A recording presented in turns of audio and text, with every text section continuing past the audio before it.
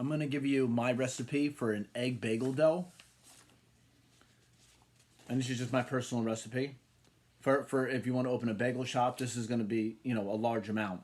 And you can double it and make an even larger amount. 25 pounds of flour, 5 quarts of water, 2 of these of brown sugar, but heaping.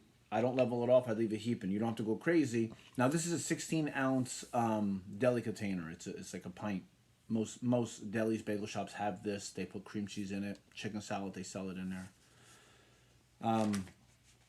So let's see. 1 dozen eggs. 1 of these, but only a quarter of the way with salt. With the yeast, it's 3 ounces. You buy the block, because that's my recipe. That's how I'm explaining it. A 1 pound block of yeast.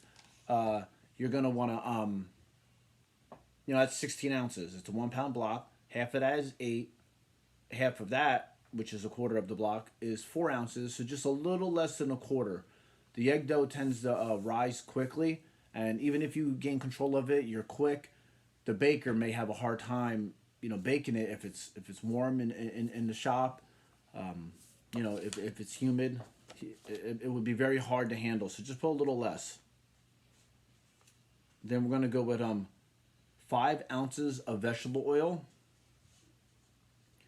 Let's see, a quarter of ready sponge, and 4 capfuls of egg coloring or egg shade. It's like a yellow. I know they sell it. It's called egg shade. It's a yellow dye. Now, typically you would get a gallon, and you take the cap off. 4 capfuls. My advice to you is mix it with the water that you're gonna, the 5 quarts of water. Mix the egg shade with the water. That's what I would recommend. I feel like it just gives a better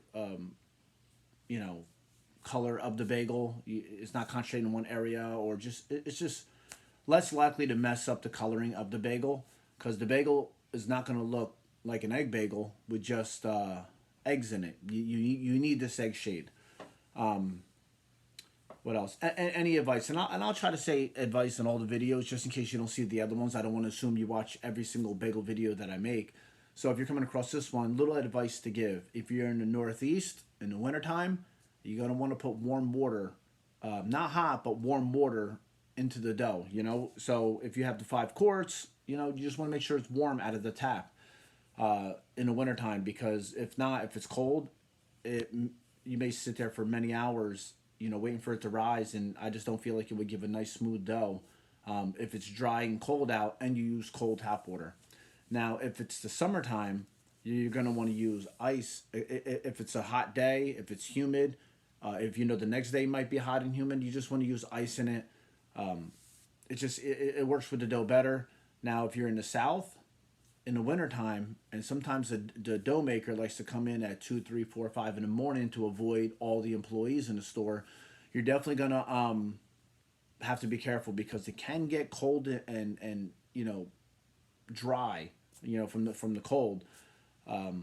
If the baker keeps the back door open, if they don't work good together, where they just conform and shut that door, because if not, the bagels will have an issue also.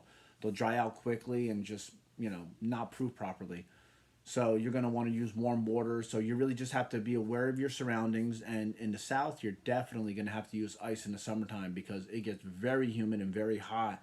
And the dough would be unworkable. It would just be a mess. It would be garbage. But you'll learn. When you make those mistakes, you learn quickly.